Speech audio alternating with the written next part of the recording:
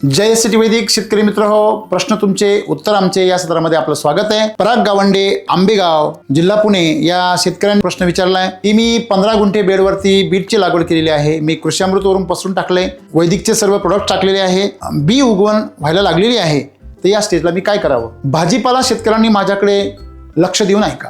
भाजीपाला हे जे पीक आहे हे कमी कालावधीचं पीक आहे, त्यामुळे त्याच्या स्टेजेस फास्ट वेगाने बदलत असतात। आपण जसं लहान मुलाला पुन्हा पुन्हा दिवसभरामध्ये ते अनेक वेळा खातं, मोठं माणूस जसं लहान मूल मोठं होत जातं तसं त्याच्या खाण्याच्या वेळा कमी होत जातात, आणि जेव्हा ते आपल्यासारखं प्रौढ बनतं तेव्हा दिवसातून 2च वेळेस खातं। तसंच आहे पिकाचं पण तसंच आहे।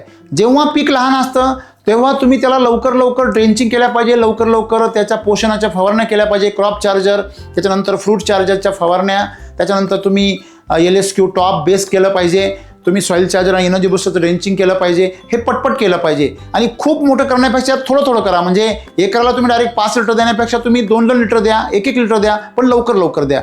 जसं तुमचं पीक मोठं होत जाईल तर तसं तुम्ही अंतराने तुझं अंतर वाढवत चाला आणि काही दिवसांनी तुम्ही आपल्या रेग्युलर शेड्यूल प्रमाणे या। लहान वयामध्ये आता थंडी चालू आहे, त्यामुळे तुम्हाला जे सॉइल चार्जरचं ड्रेंचिंग आहे ते तुम्हाला रिपीट करायचं आहे, लवकर करायचं आहे। यासाठी तुम्ही आपलं शेड्यूलही पहा आणि आपले जे अधिकारी आहे त्यांच्याशी संपर्क करा। पण एवढं लक्षात ठेवा की भाजीपाल्यासाठी आपल्याला सुरुवातीच्या काळामध्ये खूप लवकर ट्रीटमेंट करायची आहे, कारण वेगाने झाडाची वाढ होत असते आणि नंतर त्या ट्रीटमेंट त्याचं अंतर वाढवत चालायचे। पाण्याचा वापर कमी करा, थंडी चालू आहे, पाणी द्यायचं असेल तर सकाळच्या वेळेस द्या, संध्याकाळी पाणी देऊ नका। अशा प्रकारे काळजी घेऊन आपण ट्रीटमेंट करा। धन्यवाद।